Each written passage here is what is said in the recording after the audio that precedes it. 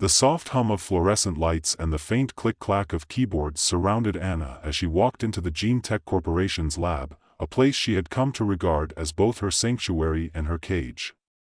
It was an office that reeked of both the promise of scientific discovery and the chilling presence of corporate control. The sleek glass walls reflected the immaculate, sterile design of the building, pale floors, polished surfaces, clean-cut employees who always seemed to be wearing the same outfit of muted tones and expressions just one shade lighter than enthusiasm. Anna, however, was different. She had been chosen, hand-picked for the genetic enhancement program that promised to push the boundaries of human potential. The first batch of experimental subjects, test dummies, some called them behind closed doors, had already undergone genetic editing, receiving traits inspired by the most fearsome creatures in nature, the eagle's razor-sharp vision, the cheetah's lightning-fast reflexes, and the unyielding strength and stamina of an ant. And Anna was one of them. The lab had turned her into something more than human, or perhaps less. She tried not to think too much about it, though. She wasn't like the others. She didn't feel like some freak, some mutant. At least, not yet. Her first few weeks had been uneventful. No dramatic changes. No sudden animal urges clawing at her insides. Her vision was sharper, her reflexes quicker, and she was feeling stronger than ever. But, like any experiment, it was only a matter of time before the real side effects started to manifest. And when they did, they were neither graceful nor predictable. It started with something so small, so insignificant, she almost didn't notice. A mouse. A tiny gray creature scurrying along the edge of her desk one morning. Anna was tapping away at her keyboard when she saw it, just a flicker of movement in the corner of her eye. Without thinking, she froze, every muscle in her body locking into place. The mouse darted closer, its tiny paws scrambling against the floor, oblivious to the human predator that watched it from a few feet away. Her heartbeat quickened. It was as if everything around her slowed. Her vision snapped into sharp focus, the mouse's every detail clear, its twitching whiskers, the quick flick of its tail. She could hear its tiny claws scraping against the tiles, feel the pulse of her own breath quickening. And before she knew it, she was crouching. The muscles in her legs coiled, ready to spring. Anna? The voice shattered the moment like a cold splash of water, and she jerked upright, feeling the heat rush to her cheeks. Her co-workers were standing in the doorway, watching her. They weren't supposed to be there. Anna straightened, brushing a strand of hair from her face, trying to laugh it off. Sorry, I thought I saw something. She turned her gaze to the mouse, now scurrying into a corner. It's nothing. But in her mind, that moment replayed over and over. The way her body had moved on its own, the way she had been ready to hunt. As the day went on, Anna pushed the experience out of her mind. She forced herself to focus on the work in front of her, the calculations, the reports, the endless data that came with being part of a groundbreaking gene editing project. The truth was, she hadn't exactly asked for this. No one did. But it was a one-in-a-lifetime opportunity, and who could say no to a chance to be part of something so transformative? And yet, the more she thought about it, the less sure she became that she was in control of the transformation. It wasn't until later that afternoon, when she walked into the break room, that the real warning signs began to surface. She hadn't eaten much all day. A protein bar in the morning, a couple of coffee refills. She'd been too focused on work to think about food, but now that she was standing in front of the vending machine, the gnawing hunger hit her hard. She stared at the rows of snacks behind the glass, chips, candy bars, crackers. Nothing unusual. But there, nestled in the corner, beef jerky. A pack of jerky. The smell hit her before she even realized what it was, a sharp, savory aroma that instantly triggered something deep in her chest. Her pulse quickened again. Without thinking, her hand shot out to grab it. She tore open the package with such force that it was almost like her body was trying to rip the plastic apart. The scent was intoxicating. Her eyes were wide, and her fingers trembled as she popped a piece into her mouth. The flavor was rich, almost too rich, and she savored it with a ferocity she had never known. A loud cough broke her out of her trance, and she quickly wiped her mouth, looking up. The office manager, Rachel, was standing in the doorway, watching her with an eyebrow raised. "You all right, Anna?" Rachel asked. Yeah, just a little hungry," Anna muttered, trying to act casual. She stuffed the remaining jerky into her bag and turned to leave. It wasn't just hunger, though. It was an overwhelming urge to consume. By the time Anna returned home that evening, the weight of her own actions began to settle on her. She couldn't shake the feeling that something was wrong. She closed the door behind her and leaned against it for a moment, trying to collect herself. She had been running. She had been chasing. Not just the mouse, not just the jerky.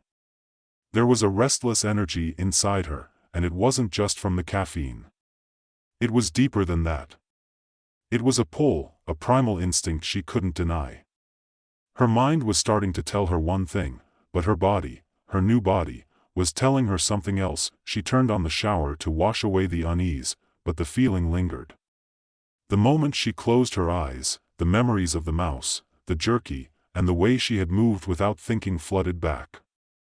And then, her mind wandered to the idea of hunting. Hunting. A sharp gasp escaped her lips as she opened her eyes. No. This wasn't right. This couldn't be happening. The next day, Anna woke up to the sound of a dog barking outside her apartment window. It was a sharp, yappy bark, a sound that usually would have annoyed her. But today, she found herself listening to it with an unnerving intensity. Her muscles twitched in response, a strange urge crawling up her spine. She shook her head, trying to shake off the sensation. "Focus," she told herself. But when she opened the blinds and saw the dog pacing back and forth across the street, a wild thought crossed her mind. What would it feel like to chase it? The thought was absurd.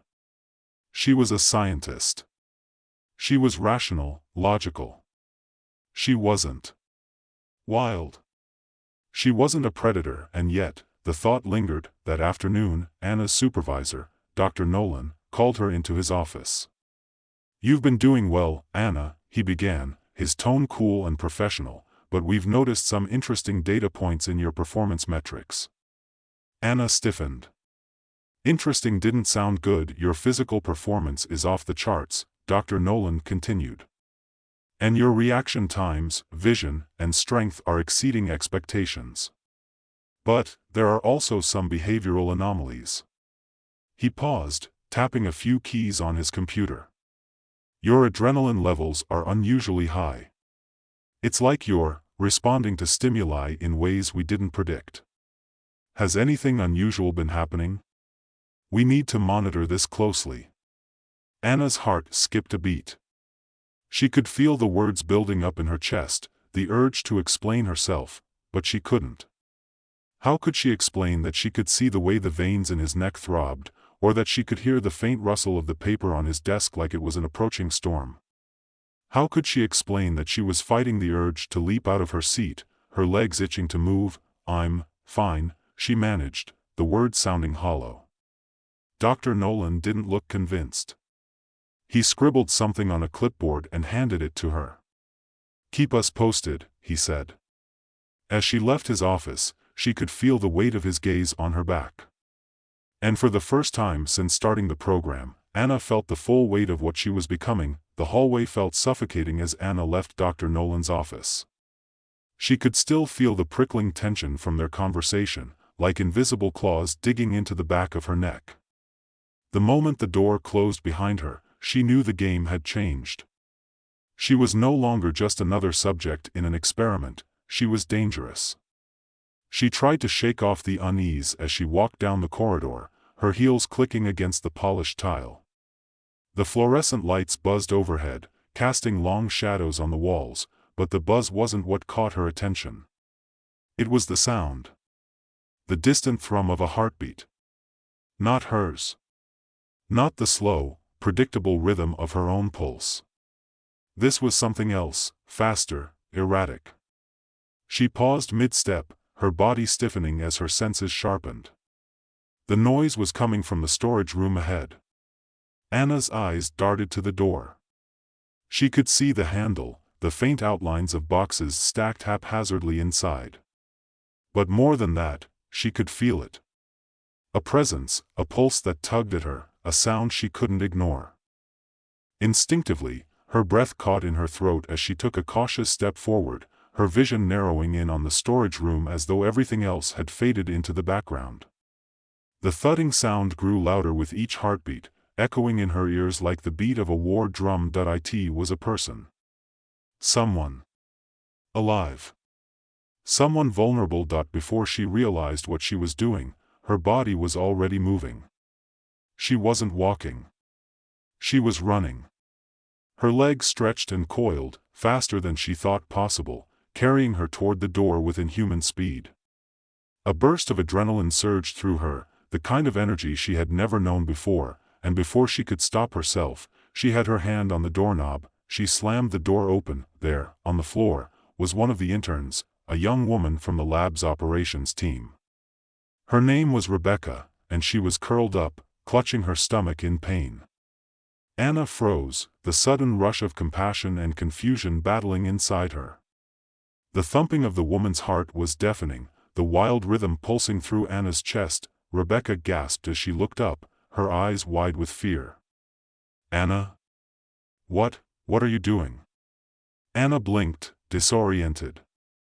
She wasn't sure how she'd gotten there, or why she was standing in the doorway, her hand still gripping the knob, muscles trembling with the need to move. She shook her head, trying to clear the haze that had settled in her mind. She stopped herself. She had heard something, hadn't she? The heartbeat. It had drawn her here.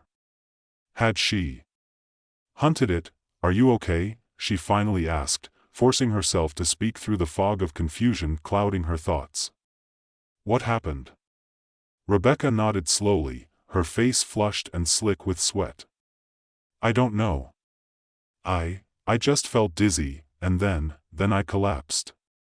Her voice trembled, but there was something else in her eyes, a flash of uncertainty. She seemed scared, but not of the situation. She was scared of Anna. Anna swallowed, the sharp, predatory urge in her chest refusing to go away. She couldn't understand it, but it was there, gnawing at her insides. She forced herself to kneel beside Rebecca, placing a hand on her shoulder, but her fingers twitched uncontrollably. Her eyes flicked to Rebecca's throat, to the pulse beating there, so vulnerable. Her breath hitched. What the hell is happening to me? Are you sure you're all right? Anna asked again, trying to regain some semblance of normalcy. Rebecca nodded, though there was still a hint of fear in her eyes. Yeah, just, maybe, take a step back. I think I'm okay now. Anna stood up, backing away, fighting the urge to reach out, to pull the woman closer, to make sure she was alive, really alive, in a way that felt more than just biological. Her heartbeat was still racing. The echo of it seemed to follow her even as she walked back to her office, her hands still trembling. She couldn't stop thinking about it, the way her body had acted, the raw, animal instinct that had almost taken control. That evening, Anna couldn't shake the feeling of that moment. She couldn't sleep. Every time she closed her eyes, the image of Rebecca's vulnerable throat flashed before her, and with it, the dark, animal urge to pounce. Her mind wouldn't stop racing. The question was always there, lurking at the back of her thoughts. What if I can't control this anymore? She tossed and turned in bed, but it was no use. The urge to run was still there, building like a storm inside her chest. Her legs itched to move, her senses screamed for release. She felt like a caged animal, pacing back and forth in a tiny cell, driven by an impulse she could neither understand nor control. The next day, Anna's behavior began to shift in subtle, unnerving ways. Her colleagues started to notice the change. Her supervisor, Dr. Nolan, pulled her aside after her morning briefing.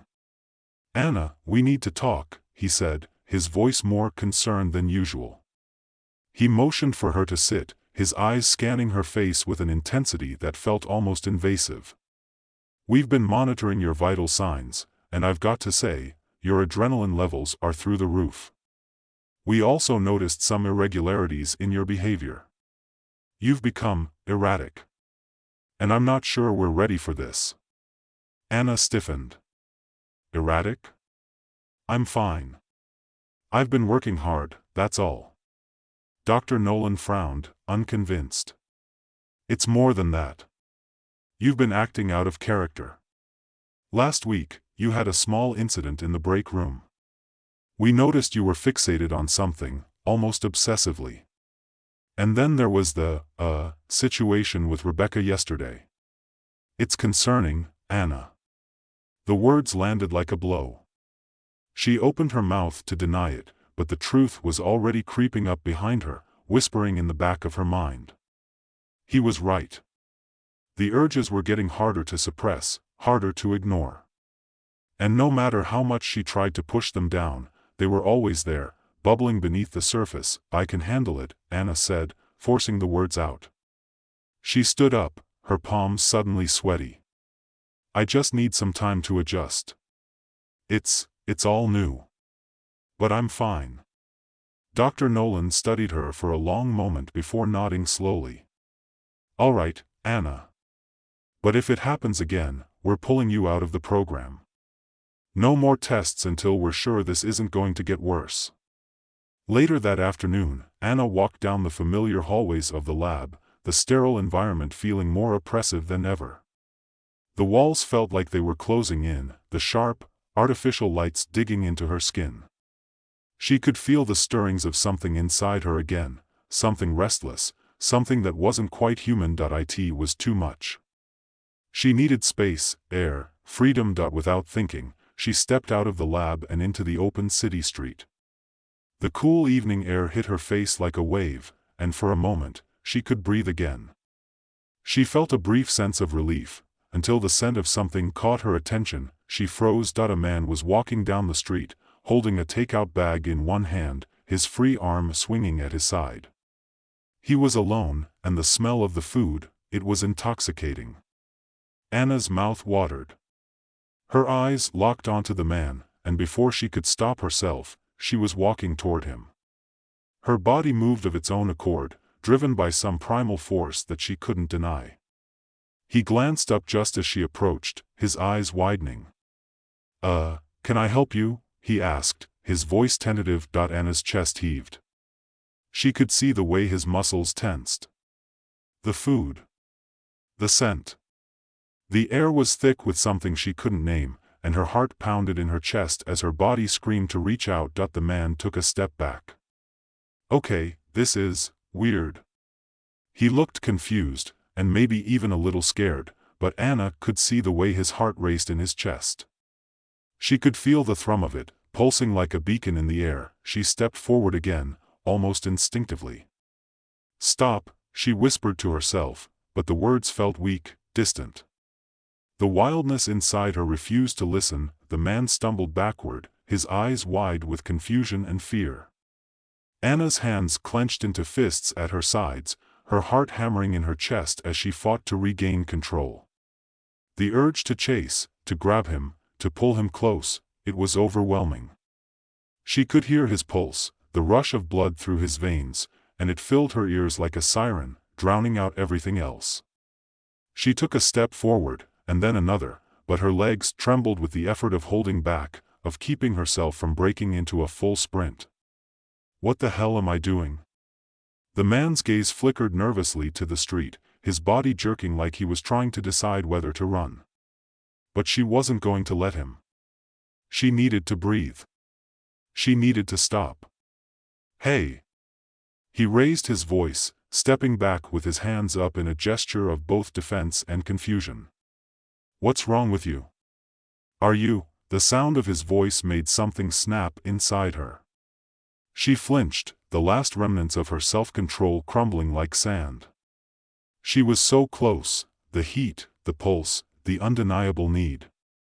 She could feel the air around him vibrating, every movement of his body becoming an invitation, a challenge. "Stay back," she managed, her voice coming out in a strained whisper. Just stay back." The man didn't listen. He took another step back, then turned, running down the street as if he could outrun her. For a moment, Anna didn't move. She just stood there, chest heaving, eyes locked on his retreating form. The instinct was still there, like a string pulling at her, tugging her forward, urging her to chase him down. But something in her head clicked. Something in her brain forced her to take a breath, to center herself, to remember who she was, who she used to be. She had control. She had to. If she didn't, there would be nothing left of her. The man rounded the corner, disappearing into the night, and with him, Anna's last shred of sanity seemed to snap back into place. She turned, her knees weak as she stumbled back toward the lab, but her body was shaking. The animal inside her was clawing to be set free, and she could feel the battle inside her escalating. Her pulse thrummed in her ears, and her mind raced with the awareness of her transformation, her growing animal urges, her inability to control them. "You're losing yourself," she thought. "You're becoming something else." The lab loomed ahead like a prison. She wanted to go inside, wanted to escape from the chaos of the outside world, but something else stopped her. The parking lot was empty now, save for a few scattered cars, the streetlights casting long shadows across the concrete. It should have been quiet, peaceful even, but there was a tension in the air that felt wrong. Anna stopped, turning her head sharply as she noticed a figure standing near the corner of the building. It was Dr. Nolan. She froze. He was watching her, his hands tucked in his coat pockets, his expression unreadable. "I saw you," he said, his voice carrying the weight of something unspoken. Anna's heart skipped. "What are you talking about?" "I saw you earlier," Dr. Nolan repeated, his gaze piercing. "I saw what you did. How you reacted. I saw the animal in you, Anna." Her breath caught in her throat. The weight of his words felt like a blow, but it wasn't what he said, it was the way he said it. He was calm, too calm. His voice was almost knowing. "You don't understand," she whispered, the words escaping before she could stop them. She took a step back, suddenly aware of the height of the building behind her, the closeness of the walls, as if they were closing in on her. "I didn't want to hurt anyone. I can't control it. It's not me." Dr. Nolan's face softened, but there was no sympathy in his eyes. "That's where you're wrong, Anna. It is you. This is who you are now." "No," she shook her head violently. "No, it's not. I can still control this. I can still," his eyes narrowed. "You can't, Anna. Not anymore. You've passed the point of no return. The more you resist, the stronger it will get. The instinct is already taking over." Anna clenched her fists, feeling the heat of her body rise, the tension in her muscles like a coiled spring. Her instincts were shouting at her now, telling her to fight, to flee, to act. To survive. "You're wrong," she spat, her voice trembling with fury and fear. "I'm still human. I haven't lost who I am." "You have, Anna," Dr. Nolan said, stepping forward, his voice low and final. "You just don't realize it yet." A sudden sharp pain split through her chest, and she gasped, clutching at her ribs. It was as though the animal inside her was fighting to escape, to break free of its cage. It was too much. The primal energy inside her surged violently, and for a split second, Anna felt like she might shatter into 1,000 pieces. And then, without warning, she was on the ground, her hands scraped against the asphalt as she tried to push herself up. The power surging through her was too much, too raw, too unrelenting. Her body wasn't hers anymore. It was a vessel for something else, something untamed. "You need to leave," Dr. Nolan's voice cut through the chaos. "Before you hurt anyone else." Anna's heart pounded in her chest as the urge to fight, to tear him apart, surged within her. She could feel the sharpness of her vision, the strength in her muscles, the speed in her limbs, all of it was pushing her toward him, toward violence. But something inside her fought against it. It wasn't too late. She could still hold on. She could still be human. With an enormous effort, she pushed herself up, backing away, her breath ragged. "I'm not you," she said through gritted teeth. "I'm not like you." Dr. Nolan's eyes darkened. "You are exactly like me, Anna." Exactly. The following days blurred into a haze of confusion and fear. Anna didn't trust herself anymore. She couldn't go back to the lab. She couldn't go back to them. Her mind felt like it was unraveling, her thoughts scattered like leaves in a storm. Every day, the animal inside her was growing stronger, clawing its way to the surface. She tried to avoid people. She stayed inside, locked away in her apartment, but the world outside kept pressing in on her. It didn't matter how many locks she put on the door, how many shades she drew across the windows. The instinct was always there. Always watching. One evening, she stood in front of her bathroom mirror, staring at her reflection. Her eyes were sharper now, more intense. She looked different. She could see the animal in herself, see the predatory gleam in her gaze. She could hear the faintest echo of her heartbeat in her ears. The wildness was closer than ever. The question that had haunted her since this all began echoed louder than ever in her mind. How much of me is left? She wasn't sure she had an answer anymore. In the end, Anna knew that her fight wasn't just against her new abilities. It was against something far deeper, far older. It was a fight for her humanity, and she wasn't sure she was going to win.